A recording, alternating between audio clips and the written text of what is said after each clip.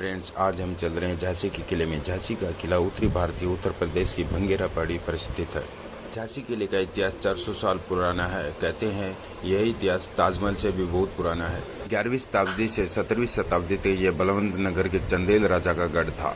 अभी अंग्रेजों ने इस किले पर कब्जा करने के लिए कई दिन तक 60 शेर वजनी तोपों के गोले बरसाए थे, लेकिन किले की दीवार न हिला सके। पिछले 400 सालों से यह किला आज भी पूरी शान से खड़ा है। झांसी किले का निर्माण 1613 में ओरछा साम्राज्य के शासक और बुंदेल राजा वीर सिंह देव ने किया था। बुंदेला का यह सबसे शक्तिशाली गढ़ हुआ करता था। 1728 में मोहम्मद खान बंगेश ने महाराजा छत्रपाल पर आक्रमण कर दिया था, जिसमें पेशवा बाजीराव ने महाराजा छत्रपाल को मुगल साम्राज्य की सेना को परास्त करने में सहायता की थी। उनका आभार व्यक्त करते हुए महाराजा छत्रपाल ने उन्हें राज्य का कुछ हिस्सा भी दे दिया था, जिसमें झांसी भी शामिल है। इसके बाद 1742 में नारो शंकर को झांसी का सूबेदार बना दिया गया। अपने 15 साल के कार्यकाल में उन्होंने केवल झांसी को विकसित ही नहीं किया, बल्कि झांसी के आसपास दूसरी इमारतें भी बनवाई। 1857 में जब नारोशंकर को पेशवाओं ने वापस बुला लिया था, तब माधव गोविंद करकिरदे और फिर बाबूलाल कन्हाई को झांसी का सूबेदार बनाया गया। 1766 से 1769 तक विश्वास राव लक्ष्मण ने झांसी का सूबेदार बने रहते हुए सेवा की थी। इसके बाद रघुनाथ राव द्वितीय की नियुक्ति झांसी के सूबेदार के रूप में की गई। रघुनाथ एक कुशल प्रशासक था। उन्होंने राज्य का राजस्व बढ़ाने में काफी सहायता की और किले के अंदर महालक्ष्मी मंदिर और रघुनाथ मंदिर का निर्माण भी कराया गया। शिवराव की मृत्यु के बाद उनके बड़े बेटे रामचंद्र राव को झांसी का सूबेदार बनाया गया, लेकिन वे एक अच्छे प्रशासक नहीं बन सके और अपने कार्यकाल का अंत उनकी मृत्यु के साथ ही 1835 में हुआ। इसके बाद उनके उत्तराधिकारी रघुनाथ राव द्वितीय की मृत्यु 1838 में हुई। इसके बाद ब्रिटिश शासकों ने गंगाधर राव को झांसी के नए राजा के रूप में स्वीकार किया। रघुनाथ राव तृतीय के अक्षम प्रशासन ने झांसी की आर्थिक हालत काफी खराब कर दी थी। उनके जाने के बाद महाराजा गंगाधर राव ने झांसी को अच्छी तरह से संभाला और वे एक अच्छे प्रशासक भी बने। कहा जाता है कि झांसी के स्थानिक लोग उनको बहुत प्यार करते थे और कार्यों से खुश भी थे। 1842 में राजा गंगाधर राव ने मणिकर्णिका तांबे से शादी की, जिसे शादी के बाद लक्ष्मीबाई का नाम दिया गया। कहते हैं झांसी का किला 1857 की क्रांति का सबसे मुख्य बिंदु माना गया है।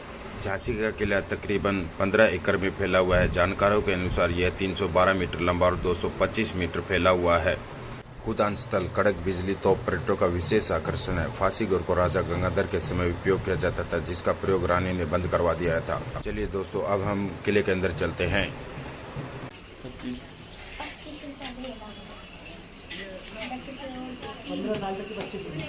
15 साल नहीं लगेगा? ठीक है दोस्तों, अंदर जाने के लिए 25 रुपये का टिकट है और 15 साल तक के बच्चे को एक्सक्यूज किया गया है। टाइम कम बचाया भैया, कोई बात नहीं।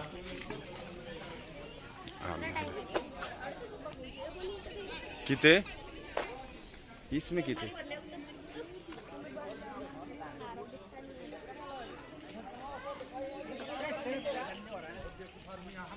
झांसी किले की संरचना। पहाड़ी क्षेत्र में खड़े झांसी किले से पता चलता है कि किले का निर्माण की उत्तर भारतीय शैली और दक्षिण भारतीय शैली से कैसे भिन्न है।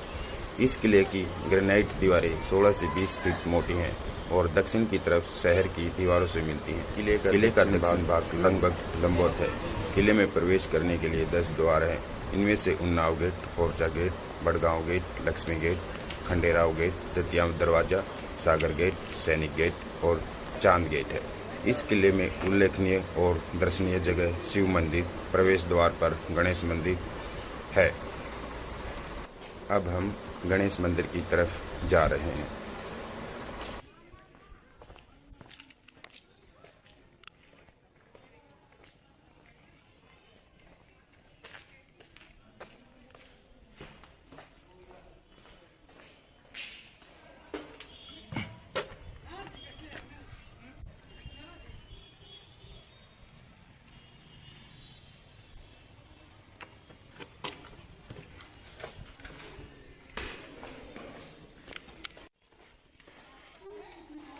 आजकल 8 बजे तक खुला रहे।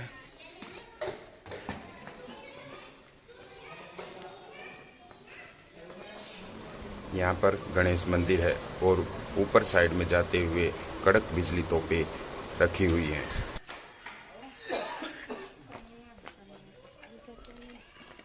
देखिए है तो ये रास्ता तो है, देखते हैं ऊपर जाने का है। आजा। हाँ है।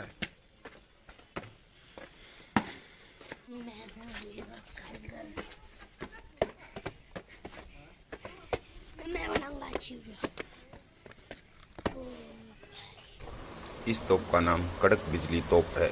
गंगाधर राव के काल की यह तोप प्राचीर की पूर्वी दिशा में रखी है। सिंह की मुखाकृति से शोभित यह तोप चलने पर बिजली सी कड़क उत्पन्न करती थी, इसलिए संभवतः यह नाम दिया गया।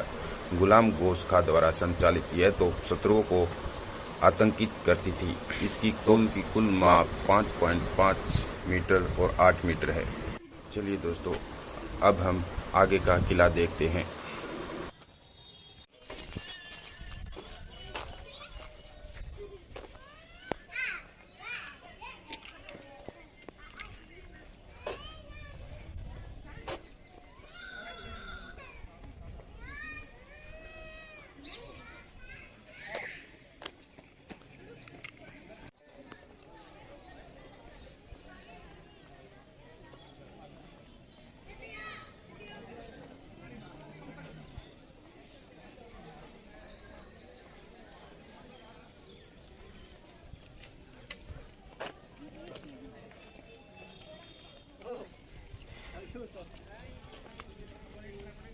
हमें उड़ करके आ जाए घूमने फिर दो।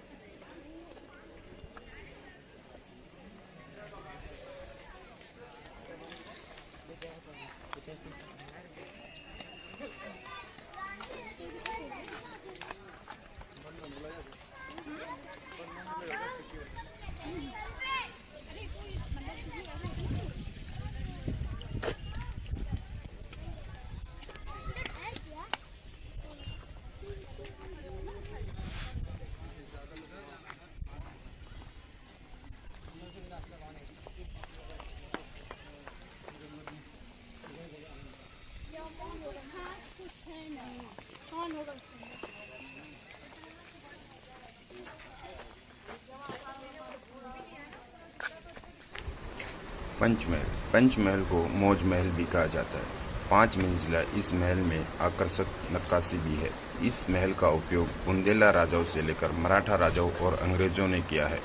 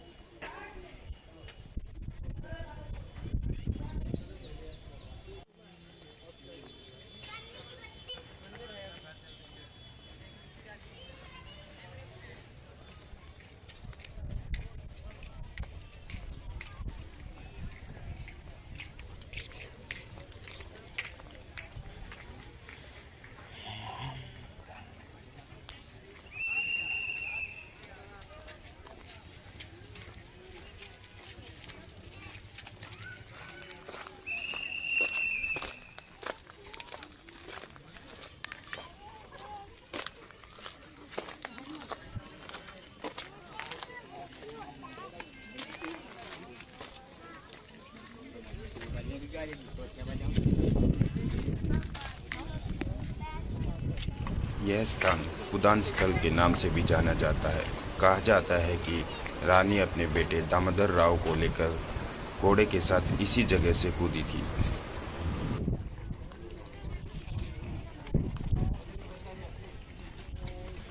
किले के सबसे ऊंचे स्थान पर ध्वज स्थल है, जहां आज तिरंगा लहरा रहा है।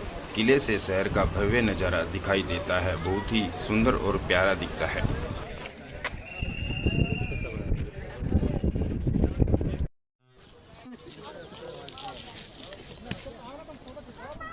ना घोड़ा बच गया था।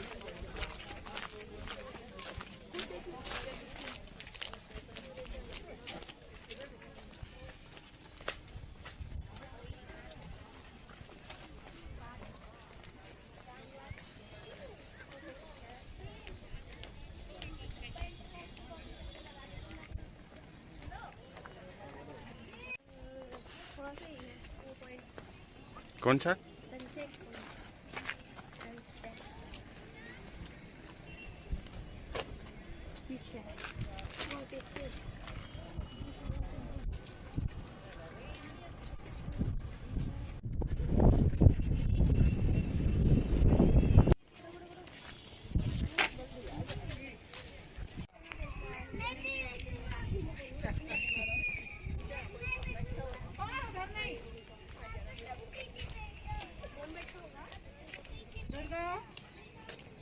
किले की ऊपरी दीवार पर छेद बने हुए हैं, जिससे सैनिक अपनी बंदूक से आसानी से निशाना लगा सकते थे।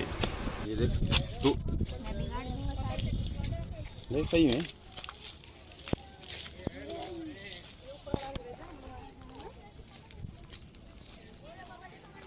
आ जा। अरे आजा, नीचे चलेंगे। वो है ना उधर से।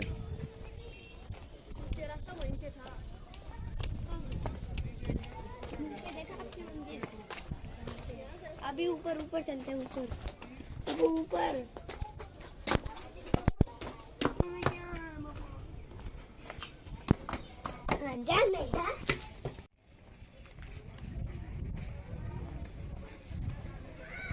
यह स्थान हवा महल के नाम से जाना जाता है, जिससे सैनिक आसानी से निगरानी रख सकते हैं।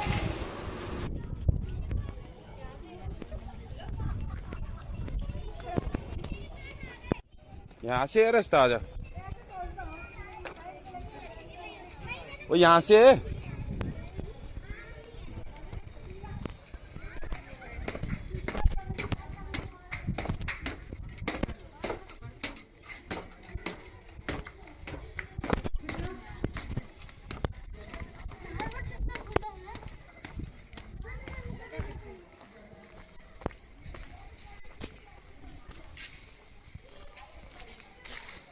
बहुत बड़ा किला बना दी ना।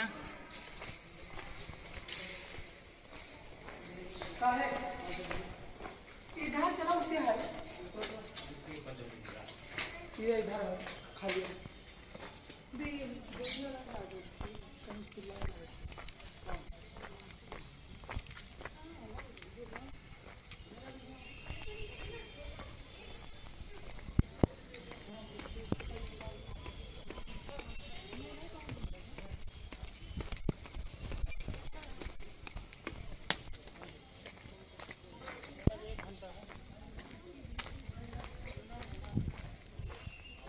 झांसी में भी मराठा शासन में अपराधियों को फांसी की सजा दी जाती थी। किला के अमोद उद्यान पर यह फांसीघर बना हुआ है। झांसी के इतिहास के जानकारों के अनुसार एक बार किसी व्यक्ति ने गद्दारी की थी। राजा गंगाधर राव के आदेश पर उसे फांसी दी जाने लगी, जिसे देख रानी लक्ष्मीबाई घबरा गई। तब रानी लक्ष्मीबाई ने इस फांसीघर को बंद करा दिया।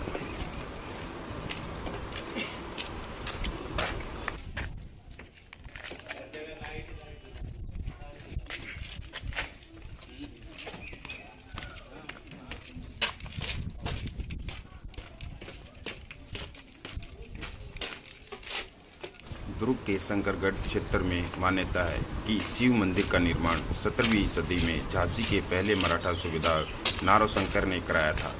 गर्भगृह में शिवलिंग, मां पार्वती, गणेश जी आदि देवता विराजमान है। मंदिर के मुख्य गुंबद के चारों कोनों पर एक एक लघु मंदिर भी है। मंदिर से जुड़ी कई मान्यताएं हैं। इनमें प्रमुख है तत्कालीन मराठा राजाओं व रानी लक्ष्मीबाई का मंदिर पर विशेष आस्था होना।